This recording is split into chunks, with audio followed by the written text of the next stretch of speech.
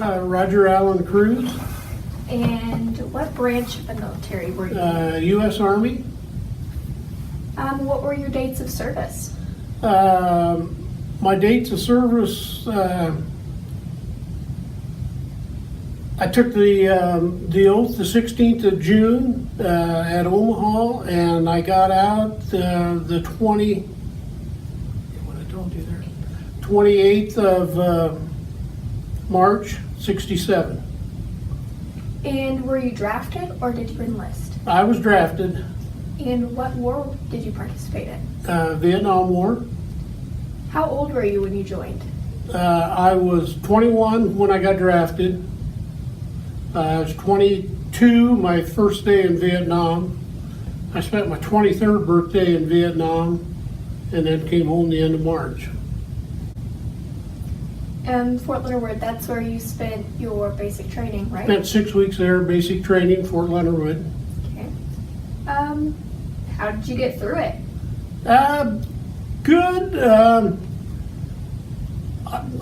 After, being out of school since 63, I put on a little weight, was a little overweight, and our captain, Dennis Nicholas, was an airborne ranger, and he ran with us every morning. And the first morning that we went out, we ran, and there were some guys that fell out because it was hard, and I seen how they got chewed on and made fun of, and I decided if it killed me, that's the only way I'm going to drop out. So I hung in all 6 weeks, and at the end we was running 5 miles every morning and carrying our rifles at port arms, and came out of there about 178, something like that. So did me good. Did you go to any other special training? Yes, I left Fort Leonard Wood and they sent me to Fort Bliss, Texas, and there I went through Air Defense School and graduated out of that as a fire distribution controller. And after school there, they assigned me to the 5th of the 57th Artillery. And as usual, there was no openings for my MOS at that time. And for the fire distribution, did you have any special training before the military that equipped you for that job, or was it just kind of given to you? No special training. During basic, one day they called out 5 of our names, and we went over to another building and took some tests, and we had no idea what we was being tested for. And must have been what they wanted. So, what did they teach you in the service that you were able to use in your civilian life when you got out? Well, my MOS, fire distribution controller, was kind of worthless in civilian life. But when I was in Vietnam, I worked a lot in the motor pool over there, so that helped me because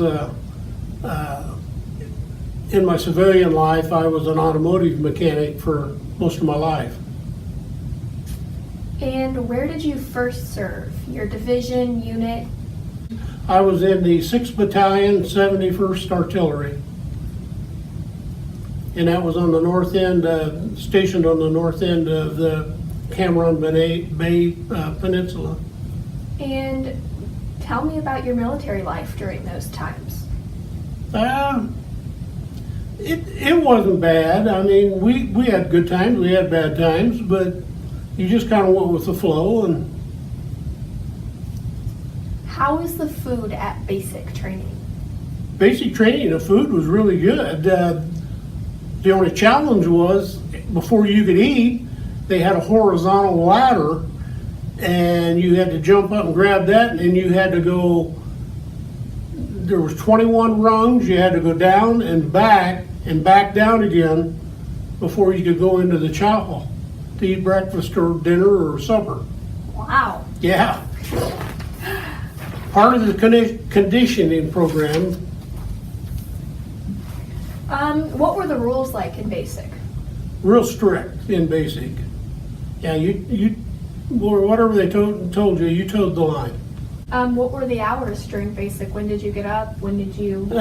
We'd be up by 5:30, and it depended upon the day on what classes they had and stuff. But usually he was back in the barracks by 8 at night. Lights were always out about 10:30, something like that.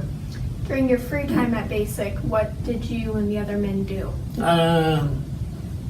Not much, other than on the weekend, if we had some free times. Our captain, he was good enough that he would come down and want to know if a bunch of us wanted to go play basketball or flag football or something like that. But so, what kind of uniforms did you get issued? In the initial issue of uniforms would have been your green utilities and your field jacket, a poncho. Basically, that's pretty much. And then when you actually got to Vietnam, what kind of things did you wear?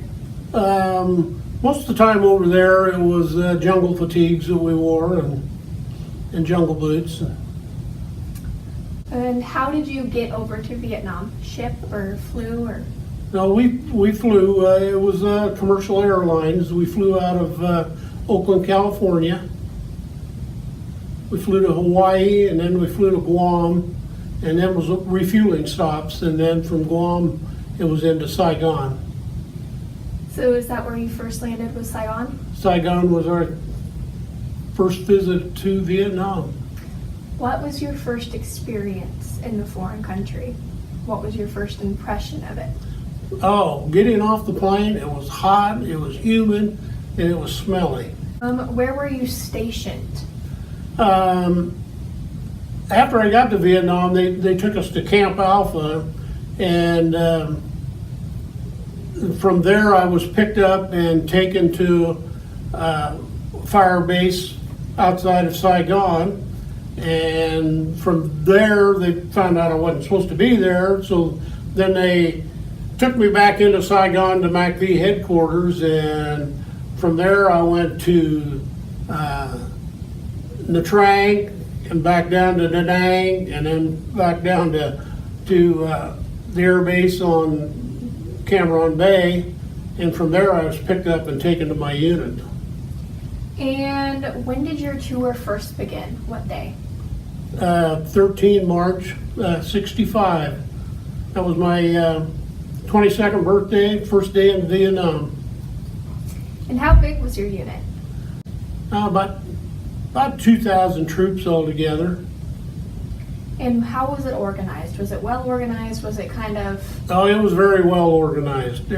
Everybody was set up and everybody had a job. And what was the food like actually overseas in Vietnam? my first meal in Vietnam consisted of a box of sea rations. Not the tastiest, but they fills you up and satisfies you. But as a rule, if you was in base, food was pretty decent. Our cook was an excellent cook. At Thanksgiving and Christmas time, he really put a spread on, and we ate good then. And tell me about your job duties that you performed while you were in Vietnam. When I got to my unit in Vietnam, my MOS as a fire distribution controller, there were no openings for it. They were all filled at the time.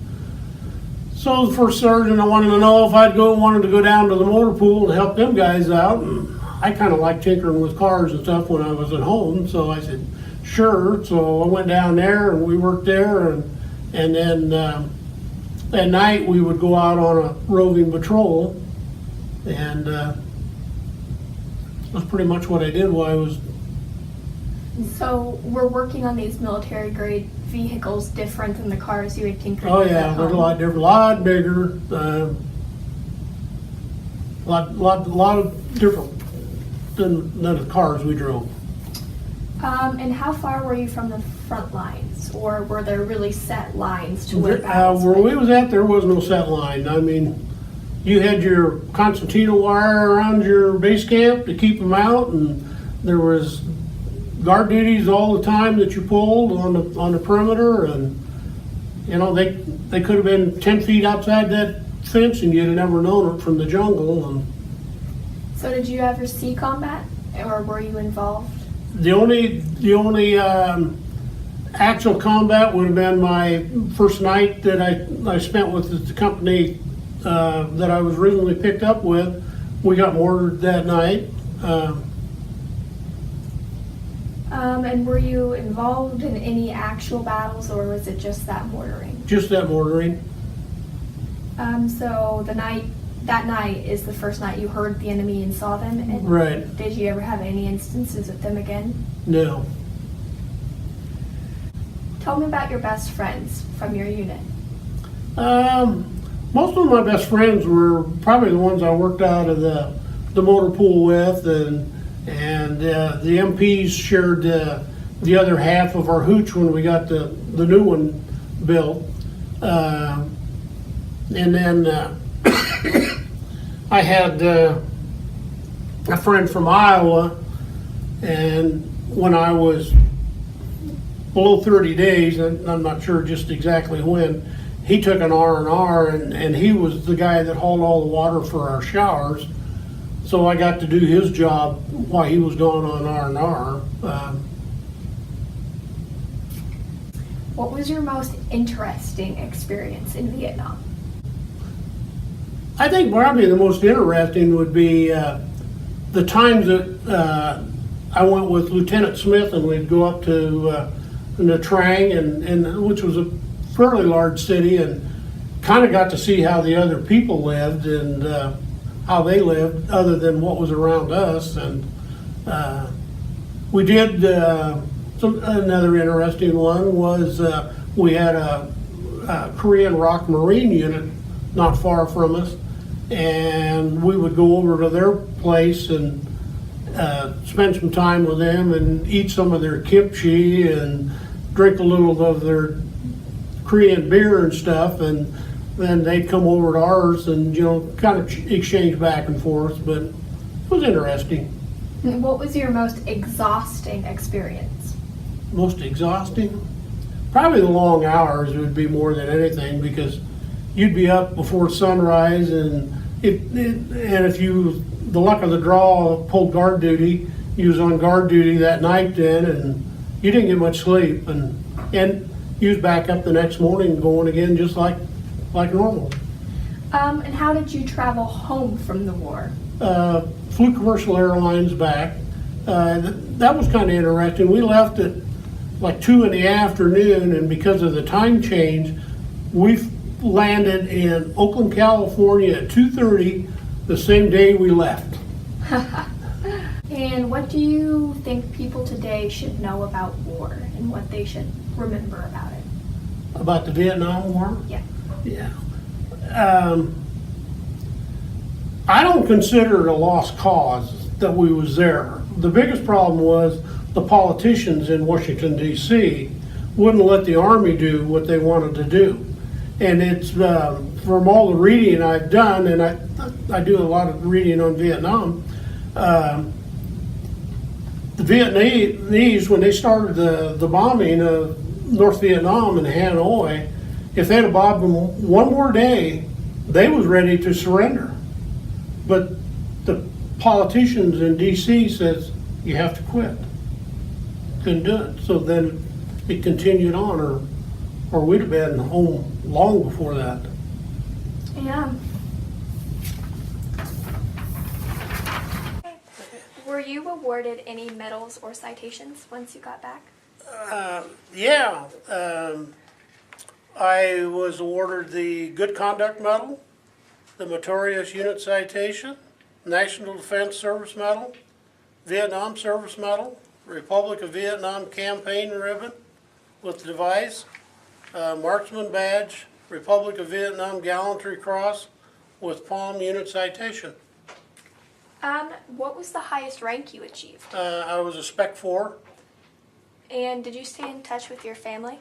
I did. I wrote a couple times a week. I had several aunts that would write me, and we kind of corresponded all the time. Was there a special item that you used for good luck? The guys in the unit, everybody had a nickname when I was in over there, and they called me Buzz because I was always on the move. And they give me a cigarette lighter because I smoked a pipe that my brother sent me.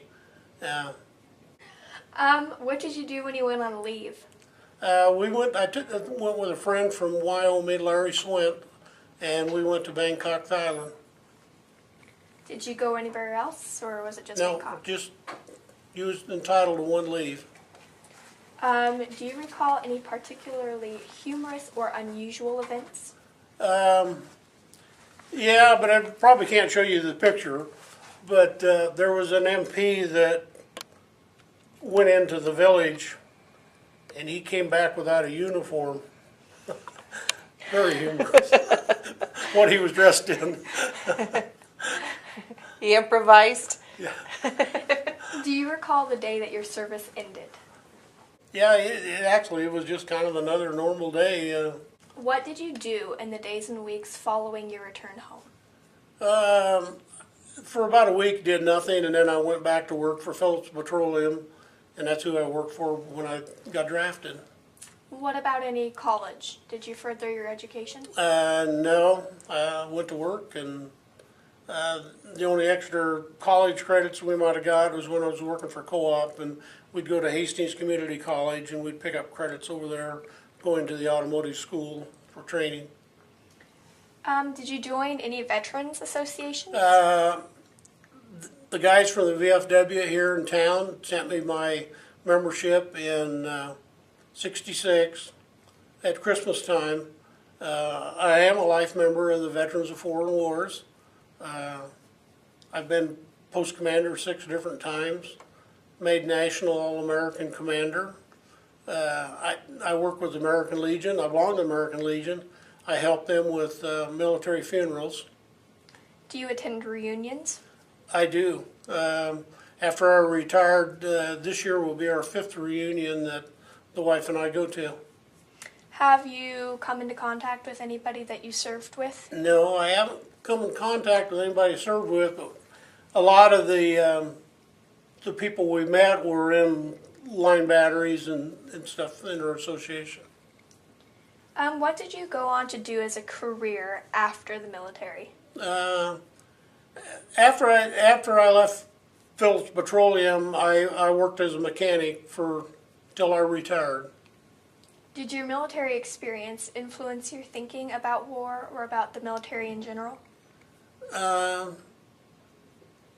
the biggest thing to me would be keep the politicians out of a war. Let the military fight it because they know what needs to be done. Is there anything in this interview that you would like to add that we haven't covered?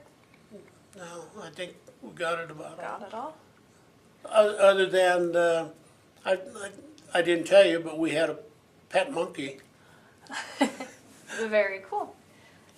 So that's it. Okay. All right. Thank All right. you. Yes. Don't know how to turn this thing off. We'll see. I don't want to press anything because I don't I want think it she to pressed just... the button on the top is what she was doing to say on and off. It just says snapshot. There's one that says play record, so maybe if I press that. There you go.